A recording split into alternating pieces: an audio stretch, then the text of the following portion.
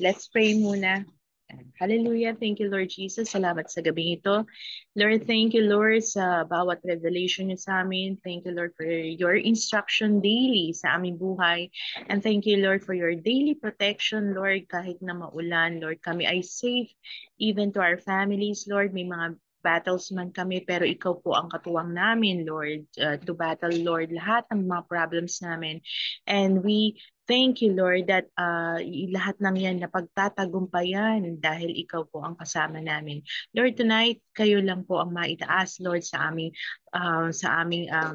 message, Lord, in the name of Jesus, Lord. Salamat, Lord, sa mga wisdom na nanggagaling po sa iyo. Salamat na ikaw po ang nagda-download lahat ng information na yan sa amin through the Holy Spirit, Lord. We thank you, Lord, and we want to lift you up this night. In Jesus' name we pray.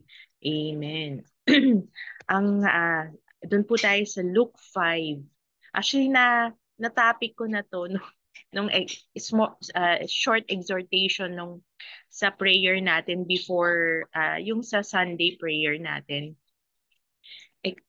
Mas maganda kasi kaso medyo nagmamadali that time. Pero revelation talaga to sa parang sa prayer meeting talaga siya. So i-share ko lang konti. So i-ano natin, medyo expound lang natin ng konti. So Luke 5:1 to 10. So Luke 5. New King James. New King James tayo. Sige. Basahin ko. Luke 5. Sa New King James po. Sorry. Basahin ko muna. So it was as the multitude pressed about him to hear the word of God that he stood by the lake of Gennesaret and saw two boats standing by the lake. But the fishermen had gone from them and were washing their nets. Then he got into one of the boats, which was Simon's, and asked him to put out a little from the land. And he sat down and taught the multitudes from the boat. When he had stopped speaking, he said to Simon, "Launch out into the deep and let down your nets for a catch." But Simon answered and said to him, "Master, we have toiled all night and caught nothing. Nevertheless, at your word, I will let down the net." And when they had done this, they caught a great number of fish, and their net was breaking. So they signaled to their partners in the other boat to come and help them. And they came and filled both the boats so that they began to sink. When Simon Peter saw it, he fell down at Jesus' knees, saying, "Depart from me, for I am a sinful man, O Lord." For he and all who were with him were astonished at the catch of fish which they had taken. And so also were James and John, the sons of Zebedee, who were partners with Simon. And Jesus said to Simon, "Do not be afraid. From now on, you will catch men." Okay, hallelujah. Just sa verse number 1, no, marami sa atin, no, I believe, no, bago tayo naging Kristiyano, meron something na hinahanap tayo na missing pieces sa ating buhay na parang may wala, no? So sa verse 1, marami katulad din ng multitude na yon na meron silang hinahanap, kaya sila naandun nakaumpok dun sa around Jesus, no, because they want to hear the word of God. I believe, no, may mga naka-witness na yung kung paano siya nangaral, may mga nakarinig na, and ito sa mga taong to, andun yung hunger nila, andun yung pagkauhaw nila, and yung excitement nila, yung hope nila na meron silang kumbaga meron silang inaantay or something na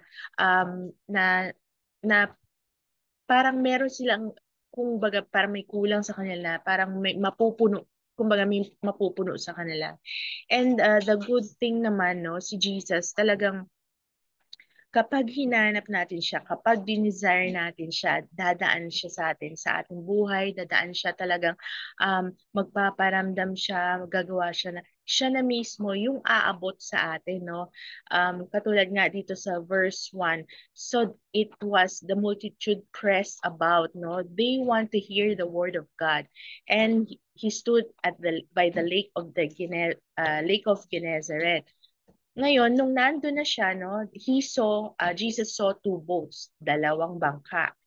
Uh, but yung fisherman, no, ang sabi dito, they were washing their nets. So, bumaba sila na, wala sila sa bangka nila. Kapag kasi yung nets na ginagamit sa pangingisda, no, malaking-malaki yan, no. Pag yung hindi lang hinuhugasan niya ng gano'n, no? Tinatanggal yung mga weeds niyan. Yung, kasi pag nangisda ka, may mga, kung parang sumasapot-sapot dyan na hindi agad natatanggal na i-wash mo lang na gano'n. Talagang iisa-isahin mo yung weeds and may mga uh, parang may kumakapit na ibang maliliit na isda na kailangan mo rin tanggalin para hindi siya, kumbaga, hindi siya bumaho. Kaya ganun yung paglinis. So, he saw two boats, sabing ganon. Yung may mga fisherman na may maari ng boats ay washing their nets, no?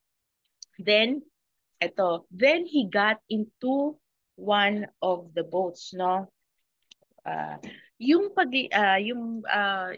number yung sa verse 2, no, yung paglilinis minsan is symbolic yan ng ating daily activities, yung mga gawain natin sa araw-araw, yung sa work natin, sa studies natin, kung paano tayo namumuhay, no, na tapos dun sa verse 3, then he got into one of the boats, which was Simon's, no? Matatandaan natin, no? Dalawa yung bangka. Ang tanong, bakit yung kay Simon? Bakit dun kay Simon siya sumampa, hindi dun sa other boat, no?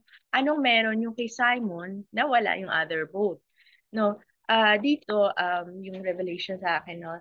Kasi may time na uh, yung pag dumadaan si Lord, kumbaga si Lord inaabot niya tayo talaga eh.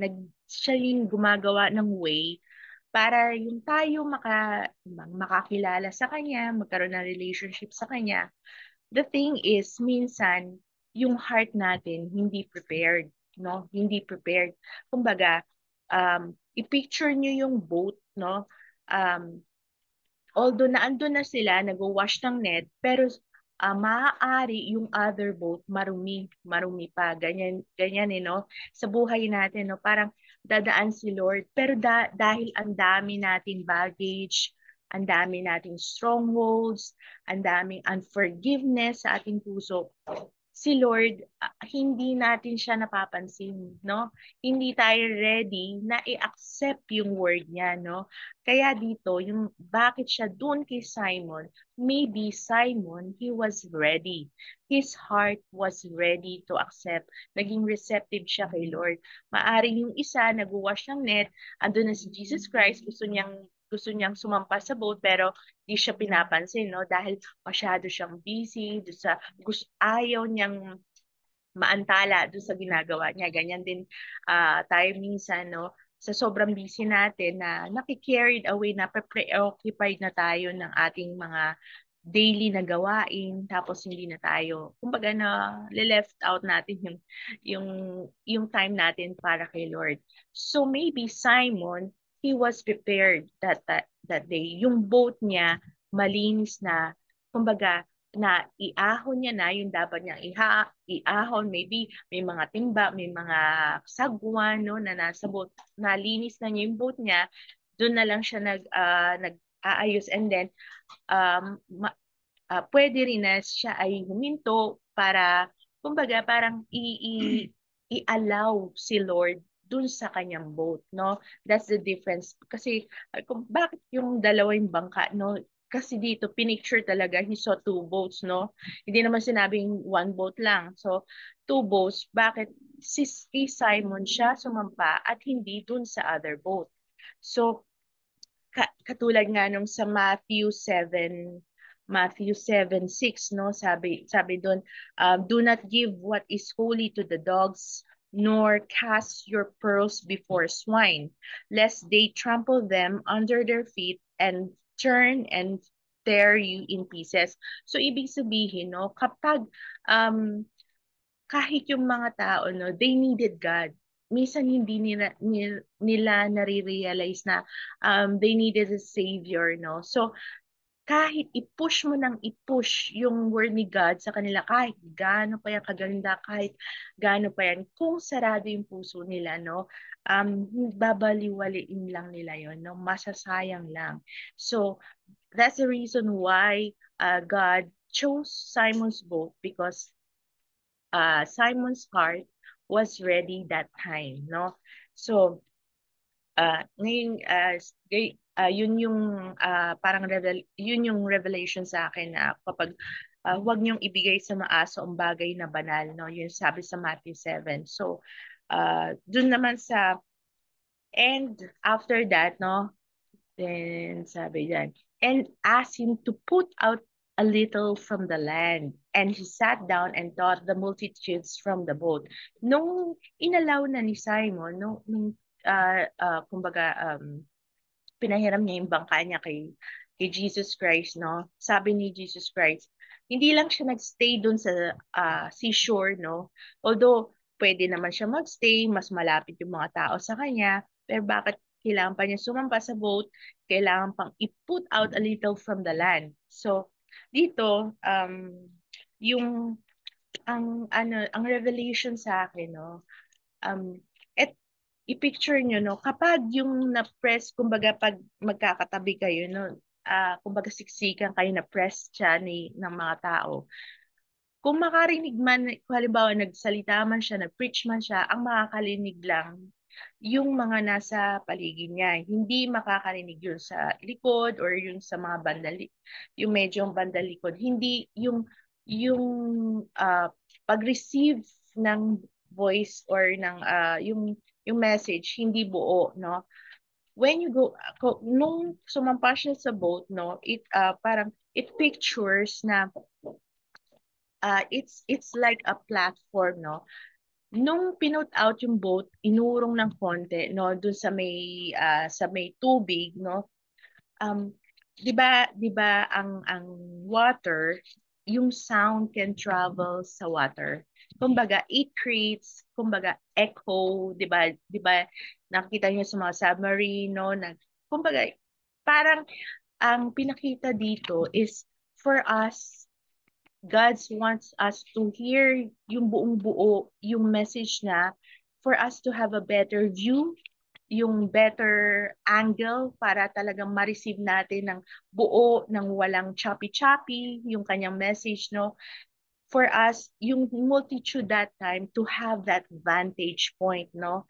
Kasi yung, biruin nyo, yung sound, nung nandun siya a little bit dun sa water, no? Sound can travel through water. So it creates echo. And strategically, yung Lake of Gennesaret, nasa Sea of Galilee.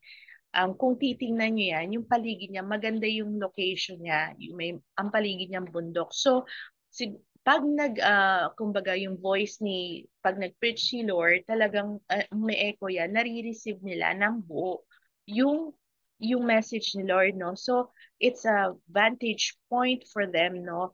A better angle, a better view, no? Kaya kailangan niya sumampa and to put out the boat a little from the land. So, it where the sound can travel a long distance, no, it creates a better angle, right? Kung titingnan natin right now sa ating yung sound na yan that time, no, ngayon titingnan natin, it's kung modern day, yung modern day na yung sound na yan is like yung microphone natin, speaker natin. Noon, nasa boat lang sila, kailangan nila ng echo na nanggagaling sa mga bundok, sa paligid, and dun sa through water. Right now, we have that microphone sa ating church, ang mga speaker. So, nare-receive na natin ng buo yung sound unless walang unless walang battery yung ating microphone. No? So, talagang buong-buo na yung marireceive nating yung message from Lord. And yung boat is a symbolic also na yung into modern day, yung platform natin na ginagamit. Now we call it a stage, no? So, that time, andun yung boat, andun yung mga nasa paligid. Today, sa church, we have that microphone, we have our speaker, and we have our platform, yung stage kung saan yung pag-deliver ng Word ni God ay talagang makikita natin at talagang yung marireceive natin ng full, no? Yung hindi siya choppy-choppy, talagang malakas, kumbaga hindi nagpuputol-putol, no? So, ayun. And then, he sat down and taught the multitudes from the boat. Nung nagkaroon na ng better angle, okay na lahat, then that's the time, no, nag-preach na si Jesus Christ. Then verse 4, when he had stopped speaking, he said to Simon, launch out into the deep and let down your nets for a catch. Nung tapos na siya mag-speak, no, sabi niya kay Simon, no, let down your nets, launch out into the deep and let down your nets for a catch. As we listen to God's message, we will notice that God speaks to us and gives us instruction, no? After niya mag-speak, no, meron siyang instruction para sa atin, no?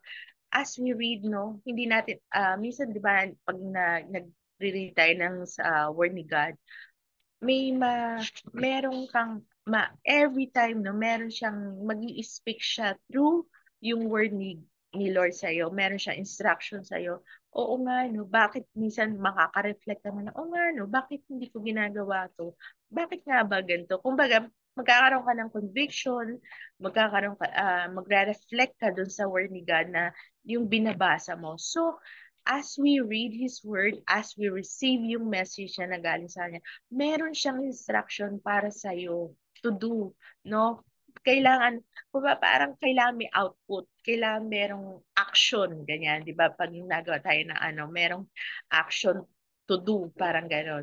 So, ang instruction ni Lord sa kanya, kay Simon, is launch out into the deep and let down your nets. So, kung ikaw, matatandaan dun sa first verse 1, sa verse 1 and 2, galing na sila. Naglilinis na nga sila, di ba, ng mga nets nila. Pero dito, sabi ni Lord, bumalik kayo, launch out into the deep, at parang ang instruction is mangisda ulit kayo. Ngayon, ang minsan tayo, no, kapag lalo na pag yung mga successful na tayo, okay na yung buhay natin, no? Tapos, kumbaga, merong instruction sa yung mga ganyan na, parang yung hesitant kang gawin dahil alam mo, kumbaga, ikaw, alam mo, kumbaga, expert ka na dyan, alam mo na yung mangyayari, alam mo na yung gagawin. Kumbaga, ano ka parang hindi ka agad oo, dahil kumbaga andun ka na sa nangyari na sa'yo, kumbaga alam mo na ano, bakit ka pa, no? Pero dito, no, sa verse 5, ang kagandahan dito, si Simon, no, ang sagot ni Simon? Sa verse 5, sabi niya, Master, sabi niya, we have toiled all night and caught nothing. Nevertheless, dito na lang tayo. At your word, I will let down the net, no? Ang kagandahan dito, si Simon, hindi siya umayaw agad, no? Ang difference niya, no, yung may mga ano kasi instances, no, na sa buhay natin, no, yung mga nangyari na sa buhay natin, kumbaga pinagdaanan na natin yon, kapag merong dumating na instruction word ni God, parang Lord, galing na ako doon, di ba? Lord, pinagdaanan ko na yun eh. pupunta na naman ako. Minsan hesitant tayo yung napapaganon tayo. Lord, ah parang ayoko na yata ng ganun. Papagod na ako. Pero ang kagandahan ni Simon dito, makakapag-reflect tayo no, dun sa sinabi ni Simon. And remember, tingnan mo, si Simon, talagang fisherman siya. Ibig sabihin, yung learn talagang bihasa siya. Siya ay expert dun sa kanyang trade as a fisherman. Pwede niya sabihin din, no, dahil Lord, galing na kami. Malakas yung alon, maliwanag yung buwan.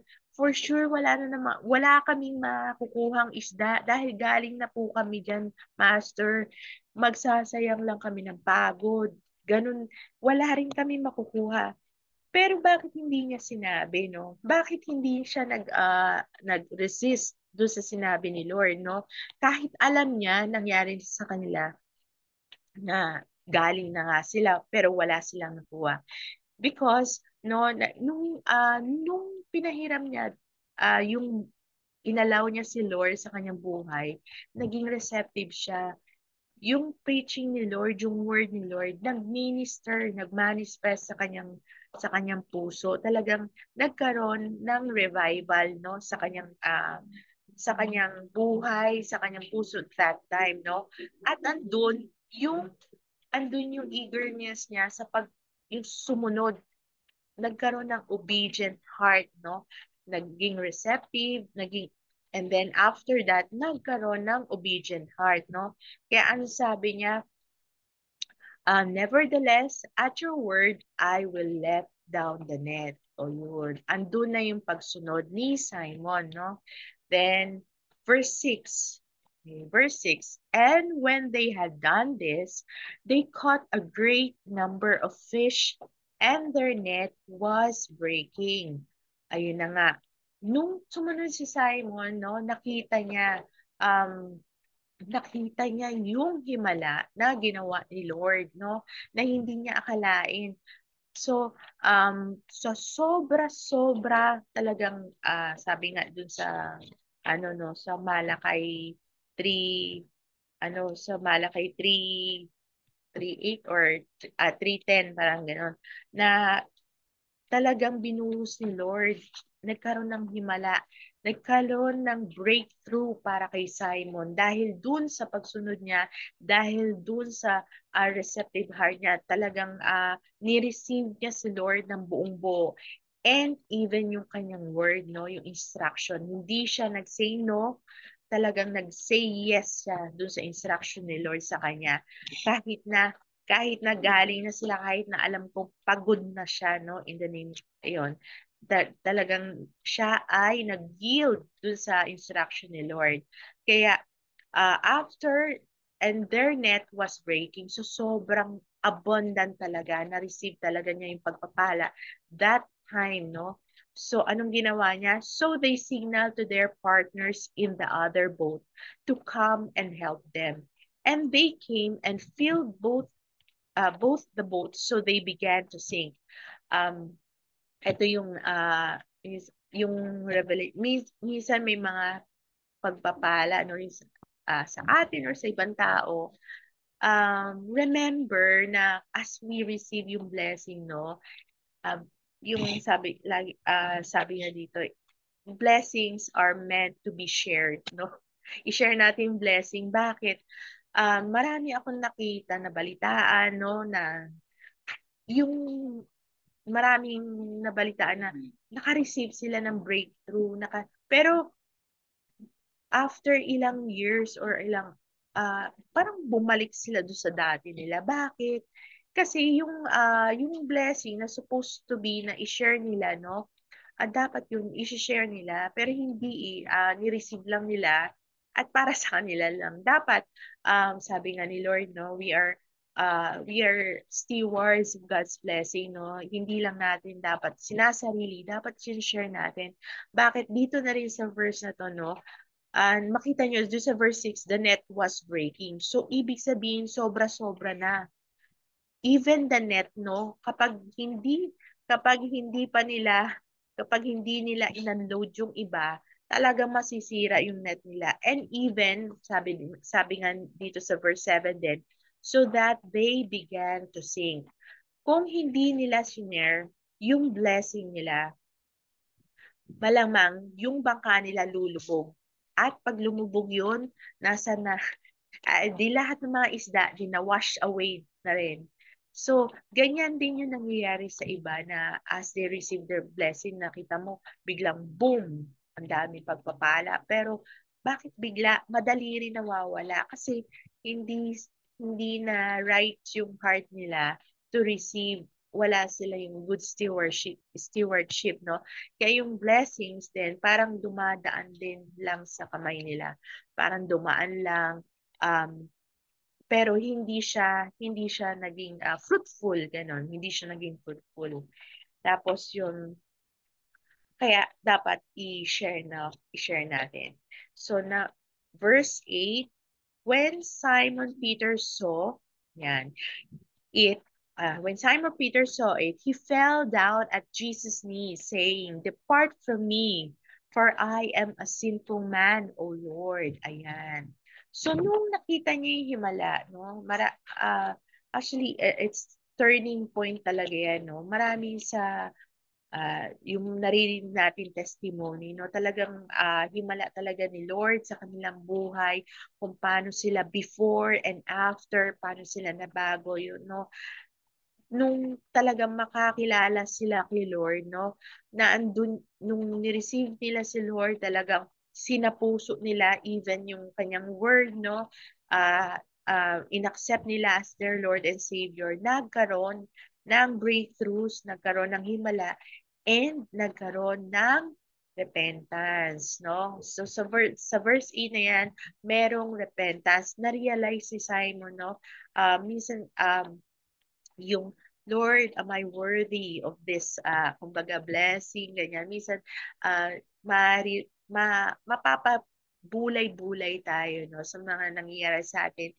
Minsan, even yung hindi pa natin pinagpa-pray, pero binibigay na ni Lord sa atin, yung simpleng bagay, even simpleng bagay, pero pinagkakaloob ni Lord, no, yung mapapa-reflect ka, no, sabi ka na, Lord, do I deserve this? No? Am I worthy? So, yun yung nangyari kay Simon Peter. Nagkaroon ng revival, talagang nag-minister sa kanyang puso, and then at the same time, nagkaroon ng repentance, no, sa kanyang puso. So, sabi nga niya, depart from me for I am a sinful man. Kasi nakita niya talaga kung paano yung himala, naramdaman niya, nagkaroon ng breakthroughs that day, no? Dahil sa sobra-sobrang nag-uumapaw na pagpapala, yung na-receive nila that time, no? Yun. And verse 9, for he and all who were with him were astonished at the catch of fish which they had taken. Ayun nga, nakita nila talaga kung paano mag-work si Lord. And then verse 10, sabi doon, and so also were James and John, the sons of Zebedee, who were partners with Simon. And Jesus said to Simon, "Do not be afraid. From now on, you will catch men." No, dito na-reveal na yung godly purpose nila. So, may mga instance, siguro bago tayo maging Kristyanan, even sa iba, no, um, minsan na magtataka ka bakit andun na sila sa tugatog ng tagumpay, parang pag nakikita natin parang nasa kanila na lahat, pero parang ah, parang parang empty pa rin sila kasi wala yung godly purpose sa buhay nila. So ano yung, kung isa-summarize natin itong Luke 5 from verse 1 to 10, no? Nung una, nandun yung desire, no? Kailangan, yung hunger mo kay Lord, kasi yung multitudes, they want to hear God. So, start yan na yung desire mo kay Lord, um, and papasukin mo siya. Let Him into your boat. Kumbaga, i-allow mo siya sa iyong boat. Huwag ka matulad dun sa other boat na bakit hindi siya napili dahil ang dami niyang kumbaga hindi pa siya ready. Yung other boat, yung heart niya hindi pa ready, unlike Simon. So, make our hearts ready to receive yung instruction niya. Make make make our hearts ready na to receive His word. Gaano man kasakit, minsan talagang ouch.